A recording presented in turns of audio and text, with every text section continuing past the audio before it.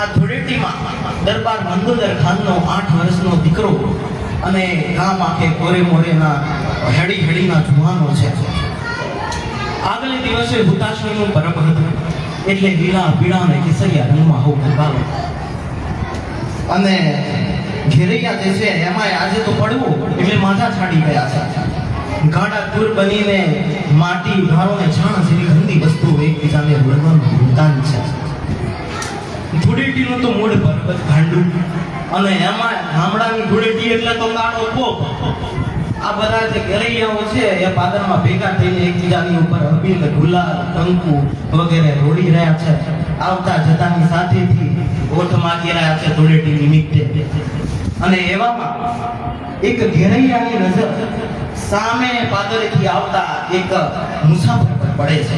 સરસ મજાના એવા સફેદ કપડાં એને પહેરેલા છે અને જોતાની સાથે જે ઘેરૈયો બોલી ઉઠે છે કે અલા એ ભાઈઓ સામે કોરેથી કોક ઉજળે મહેમાન વયો આવે.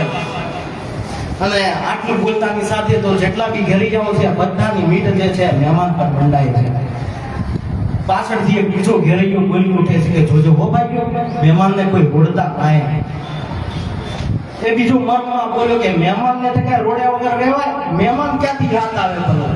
બીજા ચસ્કા કર્યા કે રોડો ઓઠ માંગો એમ મહેમાનને. ઘેરૈયાઓ મુસાફર સામે ઘોટ મૂકી. હવે જ્યારે મુસાફરનું આપણને વર્ણન કરીએ તો કહેવાય કે થોડા પાસ્તા જેવું પાસાબંધી કેળ્યું અને પગને કાંઠે ત્રણ ડોરણા વાળી પગથી ચોરણી, કાકમાં એને એક ફાટેલ તૂટેલ મ્યાન વાળી તલવાર દબાવેલી અને ક્યાડે કોઈ કાળંતર જૂની એવી કટારી અને એવો દાઢી મૂછના એવા આથરા વાળું મહેમાન જે છે હાલેલા રહે છે. વસંત ઋતુ નો સમય છે એટલે આંબા ઉપર જે મંજરી આવેલી છે એની ફોરમ લેતો અને ફાગણ ઋતુમાં જે કેસુડાના ફૂલ છે એના કારણે વંદરાઈએ જાણે કે એક કેસરિયા ભગવા રંગની ચૂંદડી ઓઢી હોય એવું વાતાવરણ છે. અને શોભાને નિરખતો આ જે મુસાફર છે હાલેવા છે. હુતાશણીનું પરબ છે પણ આ મુસાફર જે છે એના મોઢા ઉપર જરાય વિલાસ જણાતો નથી. અને આ મુસાફર જાણે જેવો ઘેરૈયાની લગોલગ આવે છે કે આવીને ચીસ પાડી ઉઠે છે. મને કોઈ રોડશોમાં ભલા થઈને મને કોઈ જાણશોમાં તમારી ભગીએ લાગ્યું. પરોણે ના પાડી એમ તો ઘેરૈયાઓને ઉલટાની બધું ચાલુ ચડ્યું. બમણા ત્રમણા ઘોડે ભરાઈને સૌ ભૂકાસા પાડવા લાગ્યા. મહેમાનને રોડો ઓળખાય ના એવા ચિતરી મેળો એમ કહેવા લાગ્યા. લાવો મસને ખારો. જોતામાં તો ધૂળની ડમરીઓ ઉડવા લાગી.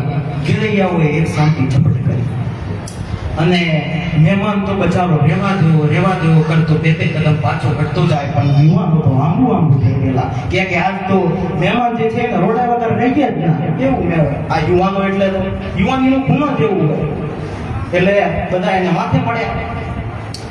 મહેમાન જે છે બચારો એને આ ગાંડા ટોળાથી બચવા માટે પોતાના કાંધમાં તલવાર દબાવેલી હતી. એ તલવાર લઈને મ્યામ સુધી એને બીજવા માંડી. હવે બન્યું એવું કે ચસ્કા એ કાલા વાલા એ તલવારના ઝાવા અને એનો આંધીનો કંઈક અલગ જ મામલો જામી પડ્યો. અને એમાં અચાનક ધબધબીને કોકના પડવાનું છે. કુંવર પડ્યા કુંવરને વાગ્યું. કુંવર જોખમાયા એ ભૂમ પડી. બીજી એક ભૂમ પડે છે.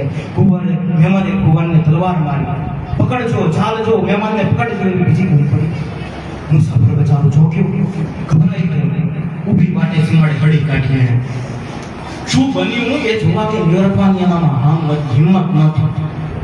અહીં ઝાપામાં તો ઘેર થઈ ગયો છે. દરબાર મંદોદર ખાનનો 8 વર્ષનો એકનો એક દીકરો કે ચડે ઘડાની મુખ્ય નસ. દેશી ભાષામાં આપણે જેને ઘડાની ભૂંગળી કહેવીએ અને એ ઘડાની ભૂંગળી પર એ તલવારનો લસરકો વાગ્યો છે અને લોહીનું ખાડું છે. ઘડી બે ઘડીમાં તો હમણાં એની યાદ વધારે છે એવું વાતાવરણ થયું છે. પણ આ થયું શું? તો થયું એમ કે જે ઘેરૈયાથી બચવા માટે એ મુસાફરે જે મ્યાન સુધી તલવાર વીંધવા માંડી હતી એ તલવારનો જે લસરકો છે એ અચાનક કુંવરના ગળાની ભૂંગળી પર અકસ્માતે આવી ચડ્યો. અને તલવારની સાહેબ તમે ધાર જુઓ તો કે ઘૂમડું હોય ને તલવારની ધાર પર મૂકેલું હોય ને પવનનો સહેજ ધોકો આવે ને તો એ ઘૂમડા એક અટકા થાય ધાર. અને આ તો બચારું ઘૂમડું બચ્ચું કહેવાય, નસીબદારનું બચ્ચું એટલે પડવાના એના પાણી બંધ ઉડી. સમાચાર ડેરીએ પોગતા ભાનના આવ્યા. ડેરીએ બે માણસો દોડતા દોડતા જાય છે. દાદો કહેવામાં કશું ગાયરું છે કે ગુર છે મંદુદર ખાન એના રાજા હતા તો જાતના મોલે સલામ એટલે કે મુસલમાન, પણ એક જ પાટકીનું શિરામણ કહેવાય, એક ખામનો ધણી, અને અસલ તો રાજપૂતની વલણ કહેવાય. આજે જે આ વર્ષ જે ઉજળો દાડો હતો એ દિવસે જેમ ભમરું હોય ને, ભમરું એ ફૂલની સુવાસ પામીને જેમ એને ફરતે વીંટળાય એમ આજે મંદુદર ખાન હતા એના દરબારમાં આજે ઉજળે દાડે નટવાઓ ઘણા ભજવના કરનારાઓ આ વિવિધ એને ડેલી આજે સમાતા હતા. અને એવા અચાનક એક સાદ પડે છે, ચીસ પડે છે કે ભુવનને માર્યો. અને આ સાંભળતાની સાથે જ દરબાર મંદુદર ખાન ઉભા થઈ જાય છે, ચોકીને કહે છે કે નહીં બને, ખોટી વાત છે, કોણે માર્યો? ભુવનને, મારા દીકરાને આજે કોણે માર્યો? શું કામ મારવું? તો કહે છે કે ના માલિક, અમે જોઈને આવ્યા છે. અને આ ઉઘાડી તલવારને સીમ વાટે જાય છે, ભાગે છે. દરબાર મંદુદર ખાન ગુસ્સે થઈને કહે છે કે લાવો મારી રોજડી અને રૂપિયા ચાંદની રોજડી. ભાગતા હરણાની પેટે એ પેટા કરનારી અને રોજડીને દચકાર કરીને એક જ દચકારમાં તો મંદુદર ખાન જે છે આંખમાં બેસે અને રોજડી ઝમ ઝમ ઝમ કરતી તો 3 આંખના પલકારા તો સીમાડે પડી પહોંચે છે. મંદુદર ખાન સમથળ ધરતી છે આમ કરીને નજર નાખીને જોયે છે તો એક આદમીને ભાગતો પડે છે. એના હાથમાં જે તલવાર છે એ કાચનો પેલો આવે ને એવી ચકચકે છે. જોતા સમજી જાય છે કે આ જે ભૂમિ છે. પેલો બિચારો મુસાફર ભાગે છે. પાછળથી ઘોડાના ડાબના અવાજ સંભળાય છે, અને આવાજ સરપટાની સાથે તેને જ્ઞાન થઈ જાય છે કે મારું પ્રાણ વાગી રહ્યું છે. ઊભું થઈ જાય છે, વિચારે છે કે હવે ભાગી ભાગીને કેટલું ભાગીશ, આમે ચિંતા મરવાનું તો છે, ચિંતા શું કામ ફાડવા? એમ ઊભું થઈ જાય છે. પાછળ ફરીને પોતાની જે તલવાર છે પોતાના જ ઘડે રાખીને ઊભું થઈ જાય છે. દરબાર મંદુદર દૂરથી જોઈને સમજી જાય છે કે નકર કુરપુત્ર આગળ ભરણા લાગે છે, અને જો હું 2 કદમ પણ આગળ વધીશ તો આ જે તલવાર છે પોતાના ગળામાં મારીને આજે ઉજળા અવસરે મારે સીમાડે દૂર છાડીશ. એ ત્યાં ગુજડી આવે છે. હવે દૂરથી પૂછે છે કે કોણ છો? એમ મંદુદર ખાન પૂછે છે. ચારણ જવાબ આપે છે કે ચારણ. શું કામ આવે તો મંદુદર ખાન પૂછે છે. ચારણ કહે છે કે ગાડનો બોલાવતો આવું છું, ભેંસો બધી મરી કૂટી, છોકરા છાશ રાત વગર રોવે છે, ઘરમાં કોઈ ખાવાનું નથી. નહોતો આવતો પણ ચારણે કે મંદુદર ખાનની વાસના પહોંચી કે કુંવરને ત્યાં માર્યો છે એમ પ્રશ્ન કર્યો. પેલાના ગળામાંથી ફૂટક અવાજ નીકળી છે કે મને ખબર નથી, ઈશ્વર જાણે. પેલાએ આપ સામો હાથ કરીને કહ્યું. મંદુદર ખાન જે હતા એ સમજી ગયા. પેલાએ કીધું કે ઈશ્વર જાણે એમ કીધું ને પછી કહ્યું કે બધી વાતની ઘટનાની વાત કરી કે હું ડેલીએ મારે આવું હતું પણ ફાટેલા ચિંથરા પેડા હશે તો હું ઢૂંઢું દેખાઈશ. એમ કરીને એક પૂરી જોડે હતી ડુગલાની, એની ખામ બહાર પડવા અને અહીં ખામમાં બેઠો ત્યાં તો ઘેરૈયાઓ મને રોડવા માટે આવ્યા. અને આ જોઈને મેં મારા જોડે જ્ઞાન સુધી તલવાર હતી એ ભીંસવા માંડી, અને ધૂળની ડમરીઓમાં એનું જ્ઞાન ક્યારે નીકળી પડ્યું મને ખબર ના રહી. અને એટલું કહેતાની સાથે તો પાછળથી ગામવાળાના ભૂકીને સંભળાય છે, જો જો જો એવો અવાજ આવે છે. ગામવાળા લોકો ધારિયા તલવાર સામીલા લઈને આવે છે. ચારણ જે છે એના હૈયામાં ફાટી પડે છે. દરબાર મંદુદર ખાન સગળી વાતને સમજી ગયા અને પછી પોતાની ભોસડી પરથી ઉતરીને પોતાની તલવાર આગળ ફગાવી દીધી અને બોલાવ્યું. અને ચારણને કીધું કે ગઢવા અહીં આવો. ગઢવું કે બોલો માલિક શું છે? કે અમારી ઘોડી આપું છું ચડીને ભાગવા માંડે.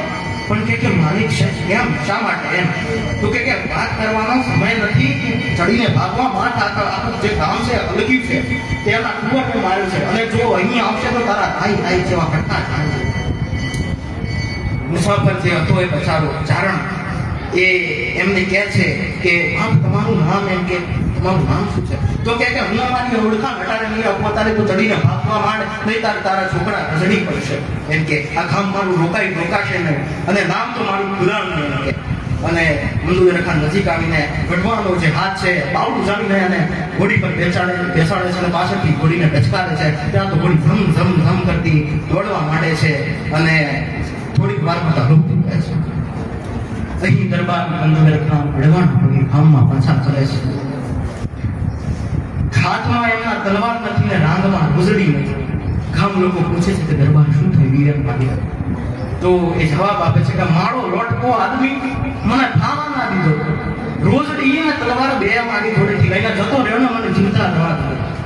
ગામ લોકો સમજી ગયા. ગામ લોકો કે ભણી જમના માથેથી જો મણી લેવાય તો જ મનુદર ખાનની રોજડી મનુદર ખાન જે છે એની રાગમાંથી રોજડી લેવાય. એમ ખાલા મૂર્ખ શું બનાવો છો અમને એમ કરતા એ જે મનુદર ખાન હતા એમને પછી કીધું કે શાંતિ રાખો બધા એમ કરીને સમજાવવાનો પ્રયત્ન કર્યો, પણ પેલા લોકો સમજી ન હતા કારણ કે એમને ગામ લોકો કે એને પાતાળમાંથી પણ છોડી કાઢશું. એમ પછી મનુદર ખાને લોકોને સમજાવ્યા કે મારું તો એક છોકરો ગયો છે પણ એના કેટલા છોકરા ભૂખે મળે છે તમને ખબર છે કે એ બચારો કેટલા ઘોડે મારી ડેલી આવે તો આશાએ આવે તો અને દીવગતિએ દીકરો મૃત્યુ પામ્યો એ તો ભૂલાતા નહીં.